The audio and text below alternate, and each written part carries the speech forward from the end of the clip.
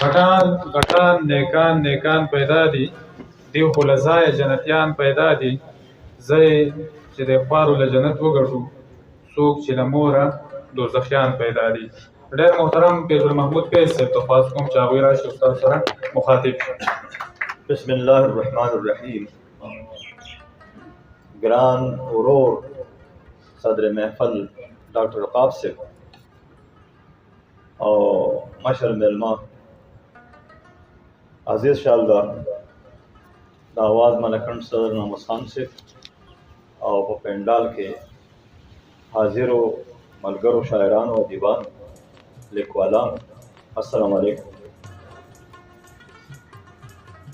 دا کومې خبرې چې د دې سټیج نه وشوې د یوم مئی د مزدور د ورځې په باره کې، نو یقیني چې ډېرې مزدارې او په زړه پورې خبرې وشوې او کوم ملګري چې خبرې کړي دي نو د هغه د زړه اواز و نو لیک ورسره نه و، خو هغه خبرې چې کوم دی لکه د زړه خبره په خوله باندې ډېره ښکلې راځي او د سړي په زړه کې چې کوم دی لار کوي.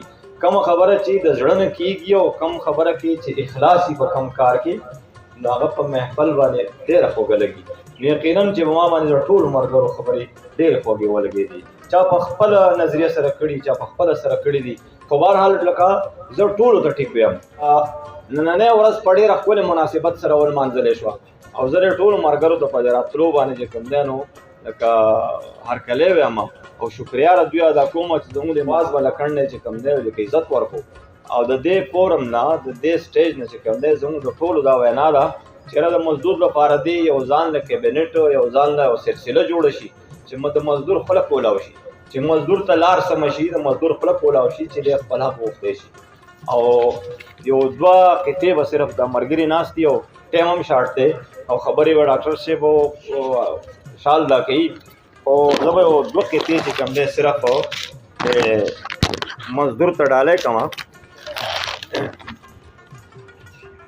چې مزدوره ستا خوله وړوکی احساس کې، مزدوره ستا خوله وړوکی احساس کې زمونږ اوښ کې سیندونه برابر دي.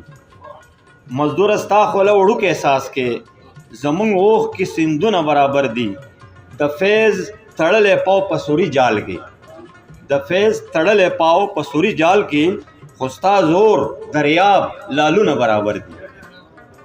او بل یو قطعه چې ډاډ چې درکوو ستا حوصلو لره، ډاډ چې درکوو ستا حوصلو لره سارو پسرلی ستا په اوږه پورې، ډاډ چې درکوو ستا حوصلو لره سارو پسرلی ستا په اوږه پورې او لوړ ساته مزدوره همت لوړ ساته غواړو پسرلی ستا په اوږه پورې.